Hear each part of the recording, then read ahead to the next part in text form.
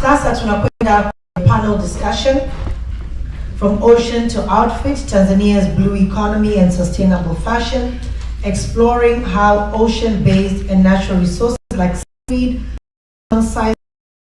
can power sustainable fashion made in Tanzania. Naomba niwakaribisha wafuatao tafadhali. Hapa mbele tuna Dr. Madala, Director of the Aquaculture Department, Ministry of Livestock and Fisheries in Tanzania. Dr. Madala, naomba tumpigie makofi anapokuja mbele tafadhali. Naomba nimkaribishe Esther Mhalima, Conservation Program Manager, Action for Ocean. Karibu hapa mbele, naomba tumpigie makofi. Next up on stage, Kaijage Lorian, Ecological Data Manager, Mwambao Coastal Community Network. Karibu tafadhali, tumpigie makofi. Alafu tuna Bestina Mkolokoti, Fashion Designer. Karibu tafadhali. Nswanzu Gwako, Director of Impact Seaweed Cafe. Karibu hapa mbele, naomba tumpigie makofi. And the moderator for this session is Evelyn Peter, Communications Manager. Karibu tafadhali. Naomba tuwapigie wote makofi. Sasa Madam Evelyn, nitakupa dakika 30. And when I say 30, I mean 30. Pamoja na their concluding remarks. Yani ile 30. Sasa 6 kamili. Mwambia timer. All right? Kila mtu atakuwa ameshatoa their closing remarks. Karibu sana Evelyn.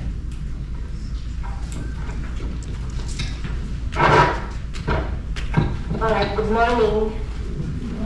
Good morning. Good morning. All right, my name is Evelyn Peter and I'm from Action for Ocean and I'll be moderating. Today's conversation sits at the heart of something new. Meeting point between creativity and conservation and marine conservation as they share a story. One of resilience and the choices we make as creators and consumers all have an impact on the ocean. To help us unpack this, we have an incredible panel in front of you, bringing diverse expertise and lived experience. We have Dr. Nazar Madala on policy and aquaculture. We have Kaijage bringing us they help us unpack how creative, open, positive future. Welcome.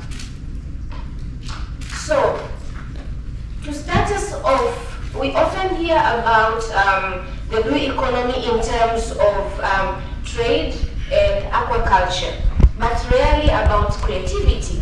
Yet both fashion and the ocean are sources of identity. So I'll begin with Dr. Madala. From a national and policy view, where do you see the biggest opportunities for linking blue economy to industry, fashion and design? Sana Kiswahili, or cannot hear Kiswahili kabisa? So we can all hear Kiswahili, yeah? Yes. Okay, then I think in the interest of the panel, I'll speak more in Kiswahili. So for the case of linking blue economy and fashion, kufungamanisha uchumi wa blue na fasheni, kuna maeneo makubwa kama matatu hivi. Cha kwanza tunaona katika mwani, seaweed. We are seeing a big potential ya kubadilisha seaweed au kuichakata, fanya value addition na kuweka kwenye fabrics au bioplastics. And kwa Tanzania sisi ndio ambao tunaongoza kwa uzalishaji wa mwani Tanzania, Afrika, tukizalisha zaidi ya 90% ya uzalishaji wa mwani katika bara la Afrika. Kwa hiyo tuna fursa kubwa sana ya kutumia huo mwani na kutengeneza vitu ambavyo vitaingia kwenye fashion. Na hii kwetu sisi iko na msukumo mkubwa zaidi kwa vile kwa sasa tunauza zaidi ya 90% fashion so that we can create more value. And then the other thing which is potential is a fish skin. Ngozi ya samaki. which it can be made into various leather goods. Lakini vile vile we know that inaweza kutumika hata na katika hospitali kwa watu ambao wamepata kuungua. Pia kuna chaza, oysters, yale magamba. They can be fashionable items or necklaces. Lakini we can also get things like dyes from some extracts from mangroves. We are seeing actually a limitless ocean of opportunities from products. So how does inspiration from the ocean actually becomes design and enterprise? So Thomas, so you've worked with women, right? Yes.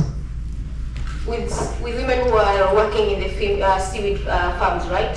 So what potential do you see for seaweed or other marine products to become part of Tanzania's creative economy?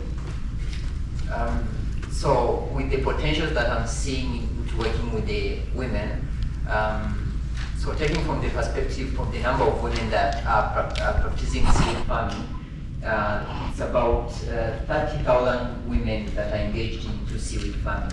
So there is a great potential that of using products that are farmed by them in converting and adding value to those products. The current ones are Capaficus, that is Cotonie, and Spinosa, that are widely farmed in Tanzania. So if there is a great potential of adding value, we can actually increase their incomes, because most of the seaweed currently is sold at the low prices, that is below $1, and I can say it's below $0.50. So we adding value, we can create incomes for women who are in Tanzania and actually contributing to greater blue economies. Yeah, that's it. So thank you very much, and that's so exciting, because like that is what we call turning what's local and traditional into something innovative, yeah? Yes. So Agostina, hi. Hello. So you've worked. Okay. You've worked actually with designers, and you've walked through this creative journey. So how did your time with Action for Ocean and your visit to Kilwa shape the way you see design, sustainability, and storytelling through fashion? Thank you. Habari za asubuhi. Nitachanganya lugha. Kupitia fashion na kufanya kazi pamoja na Action for Ocean nilifanikiwa kwenda Kilwa kujaribu kuona nini hasa fashion tunaweza tukashirikiana katika mazingira, katika kuhakikisha we make our ocean safe, at the same time tunapata inspiration from the ocean na kuangalia ni vitu gani tunaweza kutumia kwenye designing. So from there we have shells, we have seaweeds, kama wenzangu walipotoka kuongelea kwamba sasa hivi seaweeds inakuwa converted into fabrics ambazo tunaweza tukazitumia. They are very eco-friendly kwa sababu sehemu kubwa ya mazingira tukichafua yanakimbilia baharini, uchafu wote unaenda baharini. Tuna recycle fishing nets ambazo pia zinakuwa recycled ili kutengeneza other products. Tuna other things kama vile coconuts. Wengi wanaweza kuwa hawafahamu, lakini apart from garments peke yake, tunapozungumzia fashion is a wider. Tuna embellishments na pia tuna accessories. Tuna pochi, kuna mikanda, kuna viatu, vyote ni sehemu ya fashion. Zote ni sehemu ya mavazi, ambapo katika bahari na mazingira kwenye kanda pembezoni mwa bahari ni vitu ambavyo tutatumia hizo coconuts kutengeneza. Kuna vibanio ambavyo vinatengenezwa na coconut shells. Kuna nguo ambazo zinatengenezwa from magamba yale ya manazi ya nje. Lakini pia kama nilivyoongelea seaweeds, tuna hizo shells na other materials zinazotengenezwa from recycled material. For example, plastic zinatumika pia kutengeneza sportswear. Kama kuna mtu amejaribu kufuatilia, unaweza ukaangalia hata baadhi ya very big brands wanatumia ocean waste, wanazifanya kuwa nguo. Asante. Thank you very much. That is so inspiring, and I'm so happy to be one of the people that was with you when you went to Kilwa, and it was so amazing to actually see her experience the ocean for the first time. So to me, it was a total inspiration. So thank you very much. So Esther, you work with the community directly. So what would you advise designers or people who want to invest or to work with these communities directly? Thank you. First of all, tumekuwa tukiongelea seaweed hapa. Wangapi washakuona seaweed? Okay. Wangapi washatumia seaweed? Wangapi washaona samaki na kula? Samaki? Yes, so I think all of us here are the fan of the ocean. And for us, at Action for Ocean, as a marine conservation organization that works with coastal communities to ensure that conservation is done by them or them at the center of conservation, what I can tell the designers, investors, banks like CRDB is that the ocean is ready. You know, ocean is our home. The ocean have stories. The ocean have these people who live there as the communities. The ocean have Maligafi. You know, as Destina said, we have those products that can be made from the ocean. Now, in ensuring that those products are used sustainably, but also as the communities keep on benefiting from those products that come from the ocean, mashirika kama Action for Ocean tunahakikisha kwamba hizo malighafi zinaendelea kuwepo for you designers to keep on using. Sasa kwenye hilo ndio kuna link ya conservation. Now conservation lazima kuwe na watu kama Swahili Fashion Week, banks ambazo zina fund zile efforts za conservation. Lakini pia tumeongelea sana sisi kama designers hapa na investors, kuna wale suppliers ambao ndio communities kule chini. Kwa mwisho wa siku hawa watu lazima waelewe pia hizi fashions zinawafaidishaje, sio tu producers. So what I can say to you is that our ocean kama nyumbani kwetu iko tayari. Mnaweza kupata chochote mnachohitaji kule, ila kuwe tu na yale mashirikiano ya karibu na zile jamii zetu, lakini pia kuensure kwamba kuna sustainability, and through that's where conservation comes in. Asante. Thank you very much. Umenipeleka ambapo nilikuwa nataka kwenda. So Dr. Madala, what kind of partnerships or incentives could help connect creative industries with the economic players? Thank you.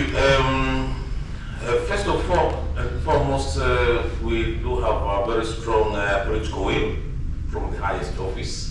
Kwa hiyo tuna mkashi kubwa sana wa kisiasa to see that uchumi wa blue unaleta manufaa kwa wananchi, na hii tunaiona kwa Mheshimiwa Rais Dr. Samia Suluhu Hassan, lakini vile vile na kwa Mheshimiwa Rais Dr. Mwinyi. Now, also in addition to that, that is also enshrined in our policy and legal framework. So we have our national blue economy policy, which really sets the pace in the direction of where we want to go.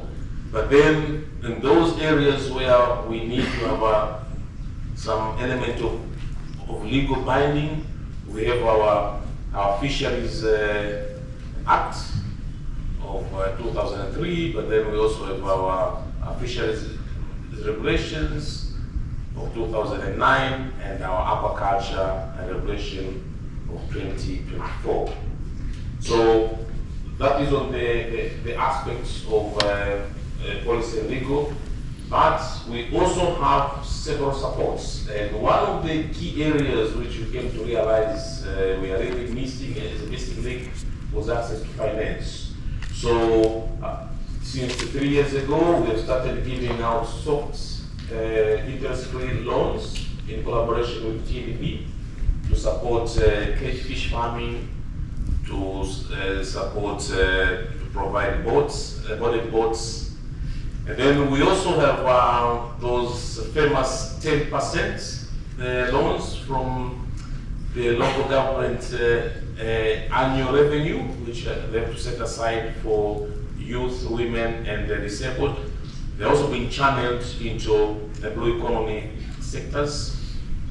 And we're also going to, actually, we have started implementing a World Bank funded project, which goes by the name of TASFAM, and that includes fisheries and aquaculture in our coastal area, and will be run for 5 years. And part of that, apart from all the technical supports and everything, we are going to have a Blue Fund, which will be supporting all sorts of blue economy related, but in fisheries and aquaculture.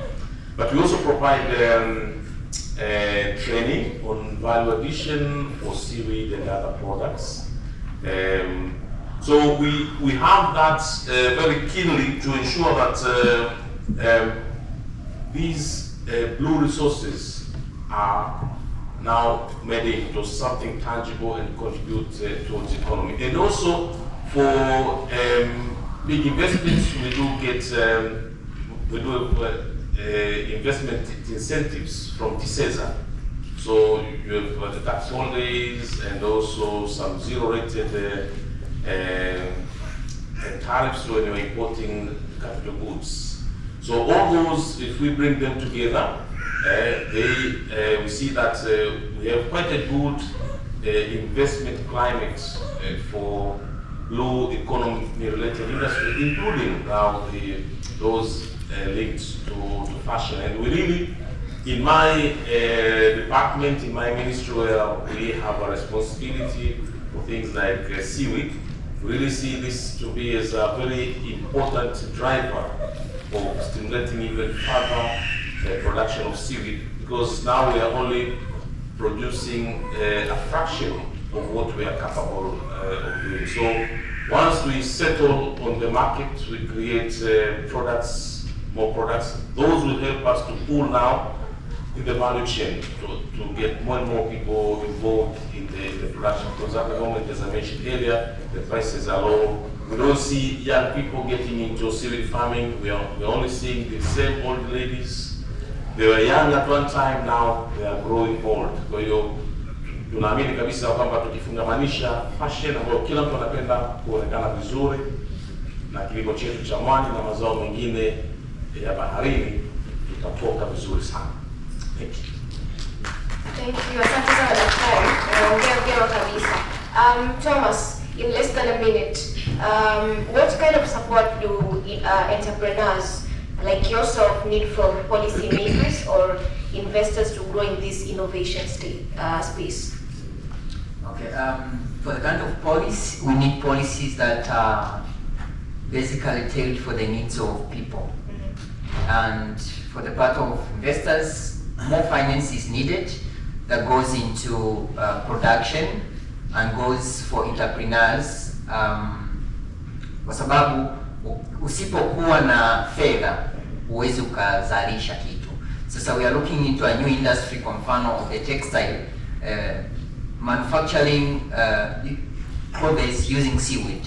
Sasa we need heavy capital ili kuweza kufanya uzalishaji endelevu. Without capital we cannot produce anything. So those are the two aspects that I foresee as tailored for production wise na entrepreneurs ambazo wanazihitaji zaidi. Yeah, so it's capital and policy that are tailored for their needs. Thank you very much. Abestina, wewe mtengenezaji mwenyewe, wewe ndio unaitengenezea sisi. So kwa vyote alivyosema hawa wawili, how do you see collaboration shaping your next collection? Will you consider working with communities or scientists on material development? Asante. As a fashion designer, collaboration tunahitaji kufanya ni kubwa, especially when you talk about ocean. Tukitaka kuhusisha ocean, tukitaka kuhusisha conservation kwa ujumla, kwa sababu we need scientists ambapo watatusaidia kwenye kutoka kule kwenye raw material na kuifanya kitu ambacho tunaweza tukakitumia kwenye kazi zetu za kila siku kama turning into garments or accessories. Na pia we need policy makers ambazo watatusaidia kupush na kutengeneza sera ambazo zitakuwa supportive kwenye kazi zetu sisi, ambazo zitakuwa pia zinatuliki na sekta mbalimbali ambazo tunaweza tukafanya nao kazi pamoja ili tuweze kusogea hatua mbele. Lakini pia ukiacha tu policymaker pamoja na scientist, bado tunahitaji community. They need to tell us their story, namna gani ambavyo tunaweza tukaunganisha their stories to the materials ambazo tunazo tukaziweka pamoja, and when you present it to the runway or someone sees, they can relate a story to the community, wakati bado tunafanya sustainable fashion. Thank you. Esther, hapo, what would make you confident that these creative collaborations will truly benefit coastal people and conservation efforts? So kwa mimi kama community, I can say the approach that is being used, first, it should involve them like us, the communities, because and in this we mean partnership, because when you state the word inclusion, you can't leave out the word including. Now, kama Christina alivyosema, we really need these partnerships ambazo zinajali what communities produce, because at the end of the day, if the ocean inspires fashion, at some point the people who live just near the ocean need to be heard, need to be involved. Their stories must be heard, lakini pia in this partnership ndipo ambapo unaelewa zaidi nini wanapitia, changamoto zipi, kama ambavyo wenzangu wamesema, kuna masuala ya kulink wao to finance. They need to be bankable. Ni nani ambaye anaweza kutaka kumfund mvuvi na kuendeleza hiyo biashara yake ya uvuvi. Sasa kama hawatakuwa na zile kama presenter wa CRDB alivyosema kwamba lazima kuwe na ile financial literacy. So kwa mfano at Action for Ocean tunafanya kazi na vikundi vya wanajamii ambao tunawasaidia kulink wao na hizi mashirika ambayo yanaweza kuwasaidia, lakini vile kuwaonyesha kwamba wanachokifanya sio tu kitu cha kila siku, ni vitu ambavyo vina potential kwenye fashion, ecotourism, kwenye kusaidia maisha yao. Lakini vile speaking of inspiration, kuna masuala kama what's beyond the ocean. Wangapi washawahi kudive, kuingia kwenye maji? Oh, thank you. Wengi bado. Jamani, karibuni. We offer those skills ambazo mtu anaweza kuona vitu vilivyomo ndani ya maji, sio tu mwani, sio tu samaki. Kuna vitu vingi kule ambavyo fashion industry inaweza kubenefit from, so naweza nikasema kwamba if we partner with these communities, if we partner with mashirika ambayo yanahakikisha kwamba our communities at the center, tunaweza tukafanya kitu kikubwa sana. Tunaweza tukafanya fashion fund ama link conservation na maisha kwa ujumla. All right, thank you very much, and I think we are nearly out of time. And Kai, I'd like you to give us a call to action. A call to action, I would say, in this interlink baina ya wanasayansi na creativity. Wanasayansi ni sehemu kubwa katika jamii ambayo tuna verify facts and telling the truth, lakini creativity ni sehemu ambayo tunaweza kufanya ya how the facts will be felt by the people. Kwa hiyo nadhani kwamba tukiwa na collaboration baina ya watu hao wawili kuliko ku work in like silos as it has been going on in the past, kuweza collaborate ili wanasayansi watoe facts, lakini the creative industry to create awareness through that, to kutoa hiyo taarifa vizuri and people be able to accept it and moving it forward. I'd say that would be one of the ways that fashion and science can have an impact. Thank you very much, and thank you to all of you here. It has been really an amazing panel. Now, before you talk about, I always love to ask this one single question about you will tell me in one word, the ocean is Palestine. Source of life. Okay. Income. Fashion.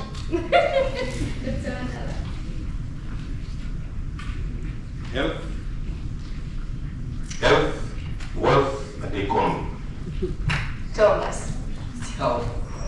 you very much. Thank you very much.